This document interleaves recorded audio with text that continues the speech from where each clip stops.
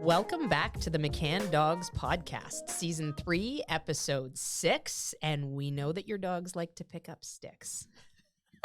Good one, Shannon. I might have to drop the beginning joke because Ken's were so much better, but it's so fun to start out with something super cheesy, and hopefully people already identify us as goofy dog trainers right off the bat. We like to have fun. Absolutely. So I am here today with instructor Robbie, and we are going to be talking about socialization. And this is often a really polarizing topic because it's often a really misunderstood topic. And the sort of popular lore surrounding socialization often is that we need to hit it hard and get in as much of it as possible and let our dogs just take in the world in whatever way they want so that they can become quote unquote socialized. And the problem with that, of course, is that we get well socialized dogs, but then the tipping point comes and they end up being overly socialized. So they end up being overstimulated. They end up being too excited about the things in their environment versus being able to exist with the things in their environment without losing their minds. So we are going to break that down a little bit today and talk about why some of those things happen and some of the things that we can do to make sure that our dogs are not becoming victims of over-socialization and becoming these stimulated creatures that now we can't walk down the street because they're too excited about life out there. Alrighty, so Robbie, let's start. In a nutshell, what would you say socialization with a dog is? For me personally, I think of socialization as exposure. I want my dogs to see the world, but not necessarily feel they need to interact with everything. I want them to be able to exist peacefully around those distractions. I don't want them to think that I see something and I need to go and check it out right away. I want my dogs to learn, focus on me, pay attention to me. Maybe we'll go check that out, but it's up to me to decide. It's not up to them to make the decision to go visit this dog or go visit that dog or check out this person. I want them to know you're with me. Ignore those things. You can acknowledge them, but don't think that you're going to rush up and greet everything and everybody and every other dog that you see when you're out there. Absolutely. And for me, what I like to do to put things into perspective in my own head so that I can make the best decisions with my dog moving forward is I like to have sort of default behaviors versus things that are accessible to the dog. So, for example, in my line of thinking, I like to have my dog assume that anything they see out there on the street is not accessible for them. It's off limits unless I've said, oh, hey, there's a friend for you. Go and say hi. Absolutely. You know? And it's so much nicer. Sure I can walk down the street and my dog doesn't even try to crane towards those other dogs because he's never gotten the opportunity to do that. And everybody has a little bit of a different reason for getting a dog. There's lots of people who really want to go to dog parks and let their dogs play and have fun and socialize. And there's lots of people who, like us, want to do competitive stuff with our dogs. And then there's lots of people that want to have great pets that they can take for walks and that they're not going to lose their mind when they see other dogs or other people, etc. So I think it's safe to say that within all of those things, we all want to make sure that our dogs are the best dogs that they can be. And the nice thing about training is that it allows you to have the best of both worlds. You know, you don't have to just have that one isolated focus for your dogs. It doesn't have to be that every dog they see is a dog they want to go and party with, but they can still be really good social creatures. So, talking about exposure and talking about the current approach to socialization. So clarify for me and for our audience what we mean when we say the current approach to socialization is problematic. What are people doing that is making their lives harder in the long run? Yeah, I think a lot of people, they want their dogs to be socialized so badly that they are throwing their dogs into the deep end of the pool before the dogs even learn to swim. And they're introducing their dog to every dog they meet. They're trying to introduce their dog to every person they come across. And it can just be very overwhelming for a young dog, or it can be overwhelming for an adult dog as well. And you know, like Shannon mentioned earlier, like you mentioned earlier, we want to teach our dogs the default is to ignore those things unless we've told them otherwise. You know, I have a command I use with my dogs, which is go say hi, which means I'm now giving you permission to go and check that out. If I don't give you permission to go check it out, then I'm expecting that you're going to hang in here with me. But a lot of people, they go so far into the whole idea of socialization that it's all about interaction, rather than simply exposure. And not that interaction is bad if you go about it the wrong way. I mean, obviously, we want our dogs to have abilities to interact with certain other dogs or with some person who might want to see our dog, but we don't want the dogs to think that, again, every person, every dog is up for a visit.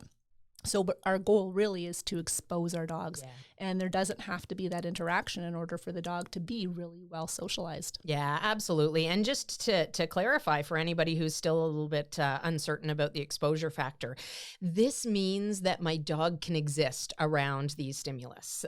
They can exist around other dogs without losing their mind. They can exist around other people without losing their mind.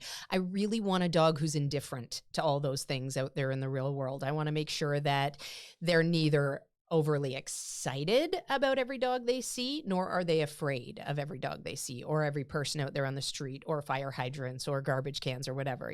When we talk about socialization, it's not just limited to people and dogs. There's all sorts of things that your dog will need to be able to experience in their lives without being overly concerned. So it's not just the other creatures that might impact their world, it's other things. Absolutely. It's being exposed to noise and cars and vets and understanding how to deal with it. And we like to always take a proactive approach with the McCann method. It's always our goal to set our dogs up for success. So having said that, the way we socialize our dogs is we make sure that it's calculated. It's never just, okay, I'm going to walk out my front door and I'm going to walk my dog for 30 minutes so that he can see other people and other dogs and he can be socialized to the world. We don't leave much to chance in our training because we want to control the outcome as much as possible. So we do a lot of setup situations. So along that line of thinking, tell me about your setup for socialization. What are some of the calculated efforts that you put in to make sure your puppies are well socialized? Well, I'm even just thinking about just what we were doing 20 minutes ago. You know, I'm here at the studio with my dogs. It's my younger dog, So. It's her second time being in here. And the first time she came into the studio, she was a little overwhelmed by all of the lights and all of the tripods and the cameras. So was a little overwhelmed. Yep. And that was several weeks ago. That was actually before Christmas. And she was a little overwhelmed. She was able to handle it, but she was not what I would say confident. She was reserved. And so that's why, you know, I said to you, I'm going to bring the dogs in. I'm going to let them wander around. I knew it would be a good time because it's quiet in the studio right now. There's not much happening. And I knew it would give her an opportunity to say, hey, this place isn't so bad. So I was basically socializing her to this new experience, setting her up for success as opposed to waiting until I knew it was going to be overwhelming with people here and moving equipment around. I wanted to give her that chance just to settle in. So that's a perfect example. But in terms of my puppies, I do a lot of calculated socialization with my puppies. When they're young, I make a point almost every single day of driving my puppy to a local park, and I park my vehicle in that park away from away from all of the action. And what I do is I start out just by hanging out around my car. I don't go and walk the park with her. I hang out around the car and I play with her, and I do little exercises like sits and downs.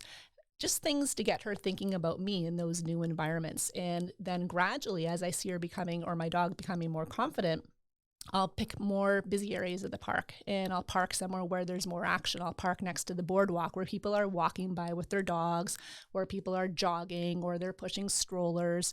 I want my dogs to see all of that, but not necessarily have to interact with all of it. So I stay far enough away where I'm not in the thick of things. They can see it all. I reward them. I play with them. And then gradually I get closer and closer to those things as I see my dogs becoming more and more able to handle it. Perfect. So this is progressional for you. So just explain a little bit for our audience, when you start really far away, what is your goal in that distanced space with your puppy? Yeah, when I'm starting far away, I basically want my dog to notice the things, you know, that are going on around her, but I don't want her to feel overwhelmed by them. And when they notice from a distance, it's easier for them. It's not as in your face as opposed to, you know, having dogs walk right past them or having people walk right past them. I'm basically setting them up for success by keeping them far away, and I'm not overwhelming them. Perfect. And what are you doing with your puppy while this is going on? Like what's the setup? Are you practicing, or are you just letting them observe?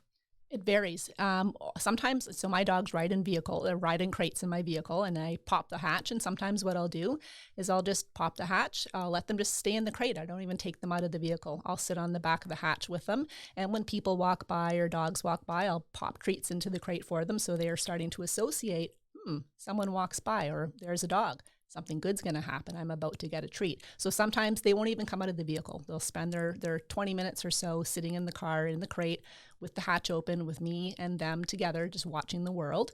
And then other times I'll bring them out of the crate. And because they're puppies, they don't have walking skills. So I don't walk them anywhere, because I know that would be an exercise in frustration for me, because there'd be lots of pulling. And the last thing I want to do is walk them somewhere and set them up for panic if something happens.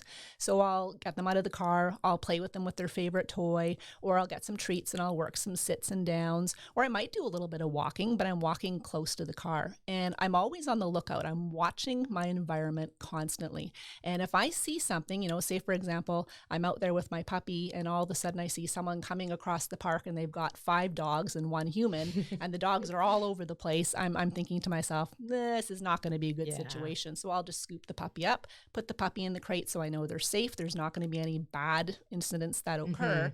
And then I'll wait till that distraction passes by. Things are calm and quiet, puppy comes back out again. Let's talk about that for a second, because I know that there's people in our audience who are thinking, why wouldn't you want that opportunity to let your puppy play with those 5 other dogs? Absolutely.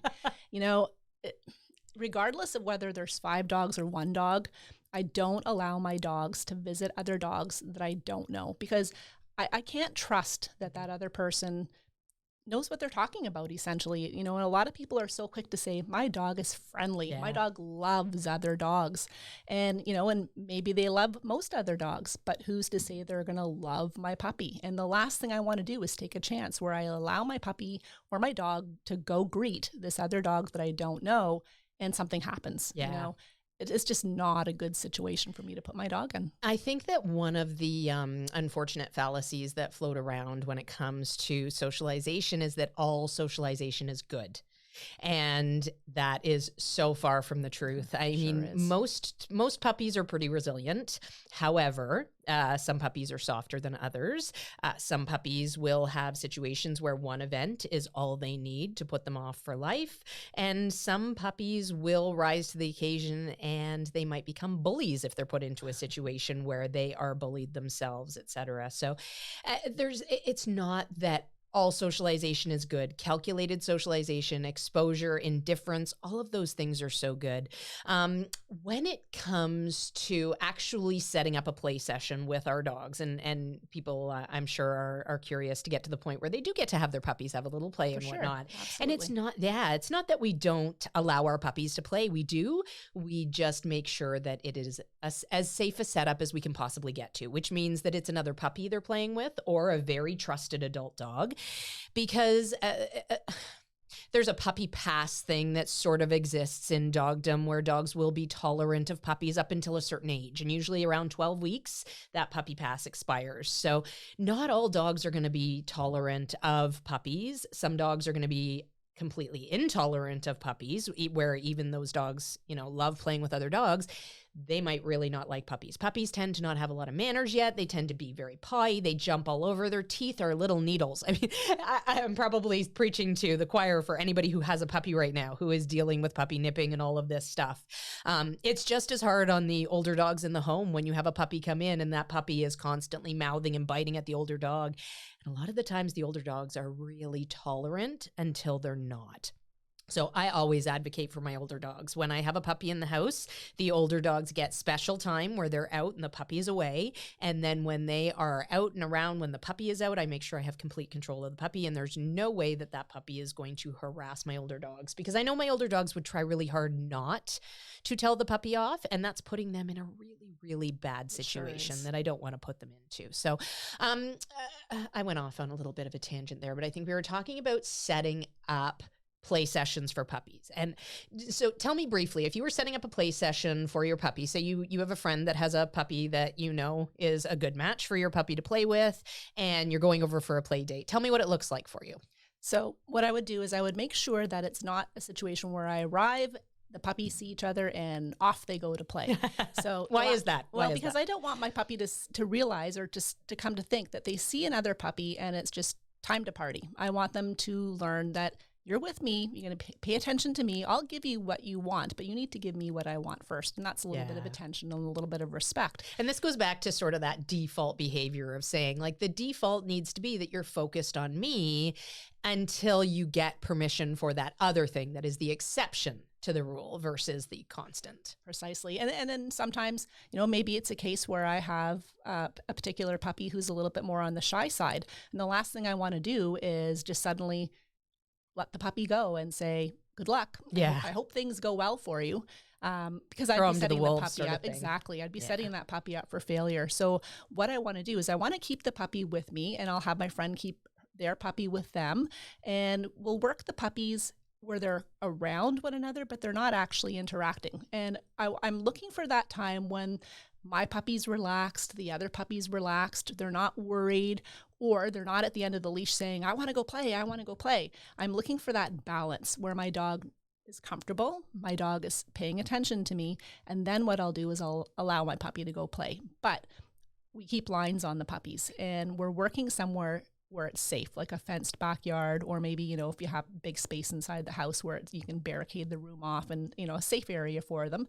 But what I'll do is I'll work on having them do something very simple before I allow them to go play, like hold their collar, use treats to get their attention, reward them for focusing on me. And when both puppies are able to focus on, when my puppy's able to focus on me, my friend's puppy's able to focus on them, then we'll say to them, okay, go play. So now we're giving them permission. And that's a big thing. Huge. We don't want the dogs pulling at the end of their leash or straining when we're holding their collar, trying to get away from us. And then we let them go. And we see that happen so many times. And it just reinforces that behavior. Yeah. So I want my puppies or my dogs to learn, if you want to do something, check in with me. I'll give you permission when I'm ready. Yeah, absolutely. We talked all about reactivity last week in our last episode, and these are the moments that can create those reactive dogs. So these are the moments where we have this dog that is, bursting at the seams with this energy that is over the top. They've come into this situation where they see another dog and they're really excited, and then we let them go. And of course, we're rewarding that energy. So we're actually setting them up to get overstimulated at the sight of other dogs because we're reinforcing that. So basically that chance to go and party with the other dog is such a huge reward for our dog that now the next time he sees another puppy or another dog, he's going to get all excited because that's what he's rehearsed. So instead of that situation, it's so much nicer if our puppies, when they go to play once the extreme energy has been drained out of the situation. I'm like you. I would definitely not walk into the house and then right away say, okay, go play. I would make sure that I got my puppy into a more calm and relaxed state first. And I do this as well with people coming into my house. Also, when I have a young dog, same thing with socialization. I don't want a dog that sees a person and goes flying at them because they're so excited to see them. I mean, just last week I had a hot water heater fiasco that I had to have Reliance in on 3 separate occasions to come in, and they're great. They did a great job. But every single one of those occasions, there was a person coming in that I didn't know.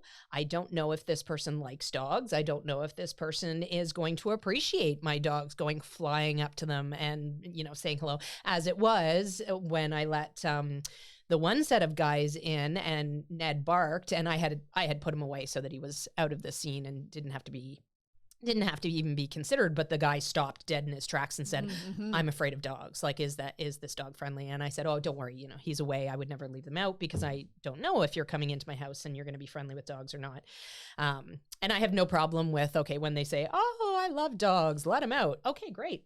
I'll let them out because they have good manners and they will say hello. But if it was a situation where I had a puppy and the puppy was going, I'm excited that there's a person in my house, and I said, okay, go and say hello, that reinforces that energy. And it basically sets my dog up to behave in that manner in every situation moving forward. So much nicer to reinforce the quieter energy, right? When the one particular Reliance guy said, oh yeah, I love dogs, let him out. And I let him out, and Ned very nicely came up and said hello, and Reggie toddles around everybody and wiggles. And he's a little bit bit more spatially conscious. He's not the one that's going to run in and have you pet him and love him and whatnot, but he loves being around people. So they both got to have a nice little interaction, but it was in such a nice controlled fashion versus that hysteria that we end up creating when we let our dogs just fly in with people. Okay, so you have gotten there, you have waited until the energy has drained out. Now you've said, okay, go play. Is that it? That is not it by far. So once I allow the puppy to go play, then I'm supervising. I am watching constantly. And what I make a point of doing is not allowing my puppy to play and play and play and play and play. You know, it's great when they're having fun. Don't get me wrong. I love watching my puppy have fun. I think it makes me happier than it makes my puppy sometimes. But by allowing my puppy to just have so much fun where I'm no longer part of the picture, it's very damaging to the relationship. And so what I want to do is, again, I want that balance. I want my puppy to think, hey, I love playing with this puppy, but hey, I love my mom too. Yeah. My mom's awesome. So what I'll do is while the puppies are playing and they're having fun, I'll take tons of opportunities to go in with some really tasty treats, get control of my puppy. I'll use a treat, lure my puppy away from the other puppy, take my puppy's collar, reward over and over and over again, provided my puppy's calm. If my puppy's, spinning in the collar trying to get back to the other dog, that means I'm too close. So I'm going to bring my puppy a little farther away, even if I have to move 10, 20 feet away from the other dog. Hold the collar, get some calmness. Once I get calmness and focus, reward that, praise my puppy. I want my puppy to know that when I step in and take control, it's actually going to be a good thing. Absolutely. And so many people, they make the mistake. They let the dog go have fun. Then they want to end that fun. They call the dog away, or they go get the dog. They take the dog away and all the fun ends and the dog doesn't get to go back and play. And the dog quickly learns that when my human takes control, all the good stuff ends. And then they learn to they're not happy about the human taking control. So we'll interrupt the play, reward the puppy generously for focusing, and then say to them, go play. So it's a win-win. The puppy comes to us, they get rewarded, and then we let them go play again. So the puppy learns that this is a fantastic situation. I pause, I catch my breath, I get some treats, I hang out with my human, and then I get to go play again. It just creates that nice balance for the puppies. Absolutely brilliant. I love that. And I do the same thing. I also like to make sure that the play doesn't get so overstimulated that it starts to become a counterproductive play. And that happens as time goes on with puppies. And not all puppies, of course. Some puppies will continue to play for a long time very, very nicely. But the overwhelming majority of puppies, and I find that this is especially true of puppies that like to wrestle, crash, and bang, as well as puppies that like to chase. So when you have the puppies that sort of, play and meander and fall around on each other and whatnot in a sort of slow and steady fashion, it's not as bad. But when you have labs, for example, that are the big body slamming type, exactly. And they can be very strong at a very young age, like they're very powerful puppies. And they tend to do all that body slamming and crashing, and the play gets stimulated and frustrations start to happen and whatnot. So just taking a moment in the middle of that play, they might play for 2 or 3 minutes. They might play for 45 seconds, depending on what style of play is happening. And that's something that you'll have to assess as you're watching the play session. My rule of thumb is always that if I see something that I am not comfortable with, if my spidey sense starts tingling, I just call them out. It's not going to be any harm done if I stop the play in that moment. The only potential harm in that moment is if I don't stop the play and it starts to get a little bit too escalated. So I always, as soon as I'm like, I think I see a little bit of hackling going on there and it's starting to get a little bit too overstimulated, I do a quick pleasant call out. I let them settle. And then if I think that it's going to be a good idea to send them back into play, I'll give them permission again at that point to go and play. So, and it's also nice as well when the adrenaline starts to pump and they start to get a little too rough. If you take them, allow them that time to settle, come off the adrenaline, calm down, and then you may be able to release them to go play again. But if you let them just get more and more and more wound, it's just a matter of time before accidents happen. And yes, puppies, they're resilient, but accidents happen. I've seen accidents happen. Accidents have happened with my own dogs, unfortunately. And, we just want to try to do our very best to keep them safe and to make sure that this play is actually productive play. Absolutely. And our whole goal with this socialization is to create dogs that we can live with out there in the real world. So it's very counterproductive to have them see other dogs and go and run into play right away, because that is exactly what they're going to think out there in the real world every time they see another dog, if that's what they get to rehearse. So we've talked a lot about different socialization tactics when it comes to people and puppies. One of the things that I think that we haven't necessarily talked about a lot is that just being in a location with things going on while you're working with your puppy. You know, I might be really early in my puppy's training. I might go to that distant park. I actually use a lot of parking lots and strip malls in my area. And I will find like the back of the parking lot where there's nothing going on. I'll bring my puppy out and I will work on some of their skills with people way in the distance, or, you know, usually other distractions, things, roadways, etc., way in the distance, so that my puppy can get used to being responsive to things that I'm asking from him with something going on in the background. And then again, as we are in this calculated moment where we're trying to socialize in a calculated fashion, the next session I might move a little bit closer to the people in the interaction. And I'm not practicing anything that is mind-blowing with my puppies. I'm practicing their response to name. I might be practicing some attention. I'm going to practice like sits and downs and stands. I'm going to practice some tugging games. I might throw in some tricks. You know, it doesn't have to be this super staunch obedience session, but it's basically rewarding the engagement, and it's creating engagement where my dog knows that there's other things happening around him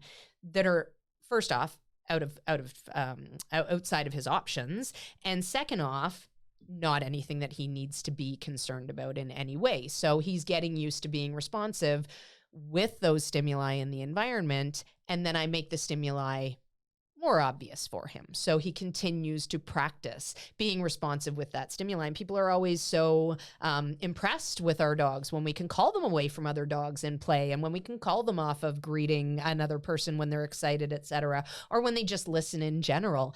And it's not like, it's because we have focused on the strategic approach to these things so that our dogs are not getting rewarded for all of the external factors in life. The rewards are all coming from us. Absolutely. And Shannon, maybe we should speak a little bit about what happens when the dog does get overwhelmed, because it's going to happen, right? I mean, we can do everything in our power to set the dog up for success, you know, keep our distance, gradually work in closer, but we know it's just a matter of time before at some point something's going to happen that's completely out of your control. Maybe you're working in the parking lot somewhere off in the distance at Walmart, and, you know, the garbage truck arrives to empty those huge NIM bins, and all of a sudden, bang, something, you know, that big loud noise. So why don't you tell us what you would do in that case if something happened and your dog suddenly said, I don't know about this. Yeah, absolutely. So anytime any of these things sneak up on me, I have a terrible startle reflex. So it is always, my first goal is always to stifle my own startle reflex.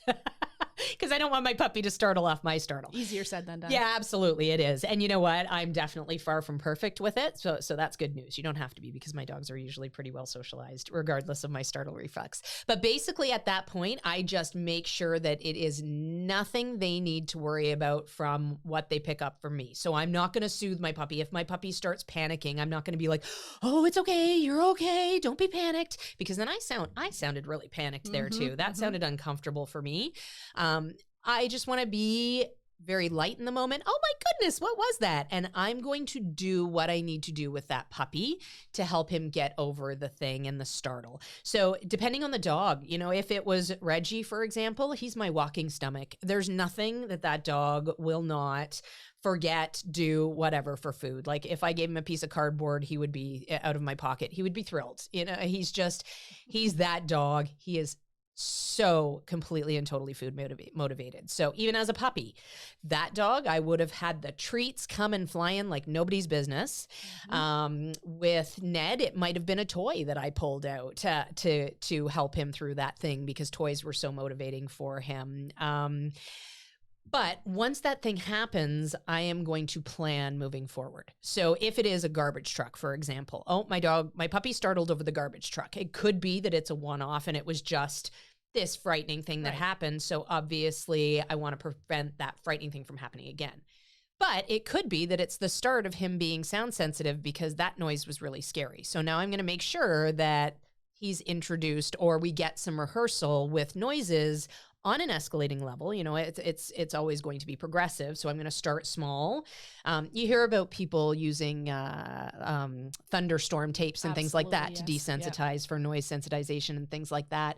And it really is, it's a great approach because basically the dog hears this little bit of something that might be frightening if it was louder, but it's in a little tiny piece and they get something really wonderful along with it. So I'm not just going to turn on the thunder tape from the start and ignore my dog. I'm going to turn on the thunder tape and let him have his meal and then turn it off right after he's finished eating. Or I'm going to turn on the thunder tape and give him 2 or 3 pieces of cheese and then turn it off. So I'm going to figure out how I can break down that garbage truck that was scary into little bite-sized pieces and build a positive association with it.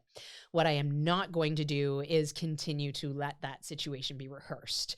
So if my dog saw something scary, for example, and let's talk about this in terms of a person, because this is the problematic piece of socialization that often happens with puppies. Is they're a little bit put off by a person, they're unsure, they're not quite willing to go in and say hello, but they're not sure what to make of them either. So they might spook bark at them. They might back away or hide behind your legs or something of that nature. Or they might even run at them. Exactly. And what we do as humans is we go, oh, it's okay, he's friendly. You know what? We know this person is friendly. So we try to make this okay for the puppy. And we say to the person, oh, just say hello gently. Or the person tries to say hello gently or tries to give treats or tries to, nicely force themselves on the puppy because they think that is the right approach to make. And the unfortunate part is that even though we know that this person coming in to say hello to our puppy is not a threat, the dog does not know that. Exactly, Robbie. Exactly. So you're basically putting your puppy in a position where they're looking to you for guidance and you're throwing them to the wolves over and over and over again. And a lot of the times it's the puppy that gets us a little bit confused because they'll spook bark and then they'll back away and then they'll seem curious and they'll move forward. So the person continues to push it because they think the dog is in that situation trying to make friends. And that's not the point where they're trying to make friends. They're assessing safety. They're assessing whether this thing is scary. And they're in the moment where now they're going to start turning on those instincts to either fight or flight. But of course, being on leash, being a puppy, they can't do either of those things. So we actually put them in this really awful position. Tell me about how you would approach if you were dealing with a puppy who was a little bit fearful, a little bit overwhelmed by people out there on the street. I know we talked about starting off far away. So let's take this from the point where, you're at the back of the park, things are going great. You've moved into a little bit more action. Things are going great. You know that there's potential for overwhelm with the people around. How do you proceed with your puppy? Well, what I'm doing is I'm watching my puppy very closely. And the moment I see my puppy suddenly say, I don't know about this, and it might be nothing more than a slight hesitation on their part, or maybe the hackles start to come up, or maybe they get a little lower to the ground, or maybe they're growling or barking and it's more obvious. But the moment I see that my dog says, I don't know about this, first thing I'm going to do is I'm going to retreat from the situation. I am not going to say to my dog, you're fine, go say hi. I'm not going to do that because the moment I push my puppy in that situation, it takes away from my leadership. My puppy now says, I can't trust you to keep me safe. You're forcing me into this situation. So the first thing I'll do is I'll just retreat with my puppy like it's no big deal. I don't make a big to-do about it. Just come on, let's go. Just turn and go the other direction. Because as soon as I retreat and take the puppy away, I'm taking the pressure off the puppy. I'm gaining leadership points in my puppy's eye because my puppy now says, you know what to do. You read me, you understand me. You know I'm worried and you're not pushing me. So I'll retreat and I'll wait for that moment where my puppy says, okay, I'm all right. I survived. And then I'm going to praise happily. And then I might try approaching again. But I'm watching my puppy. And the moment again I see that hesitation where I've hit that threshold, I'm going to retreat again. But I take it slow. I build the puppy up. I'm not going to push my puppy. I'm not going to ask for too much. And maybe that particular situation, my puppy never does make friends with that person, and that's okay. I'm going to respect what my puppy's telling me because I know if I give my puppy the time and I don't push my puppy, that they're going to become more confident because they're going to realize that I'm not going to put them in a situation that they can't handle. They're going to understand you've got my back. So they're going to start to trust in me, which means they're going to build more confidence in themselves as well. I love that. And that is truly what leadership is about. It is not about being mean or heavy-handed with your puppy. It is about guiding them. It's about being the entity that they think is going to keep them safe, give them good advice, give them good direction. It truly is the sign of a good leader that they listen to what their puppy is telling them and try a different approach when some of these things are not going well. Robbie, I think that was a really, really, really good discussion on some of the socialization pitfalls that are out there. And I know we have so much more to talk about when it comes to socialization. I think that we will explore that in another episode because we're getting a little bit long here. So I'm going to end this one by saying that if you would like some personalized direction and some personalized help when you're training your puppy and some really concrete answers when it comes to what socialization really is and how to go about it with your particular puppy, join us online for our Puppy Essentials program where you can come and work with Robbie and myself, and you can come and work with the rest of the McCann Dogs team to help your puppy through all of the nuances that are living in a human world. And on that note, I'm Shannon. I'm Robbie. Happy training.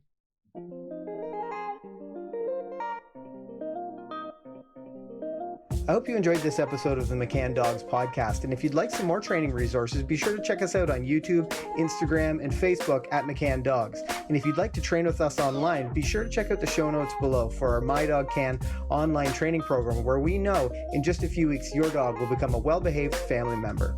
Until then, happy training.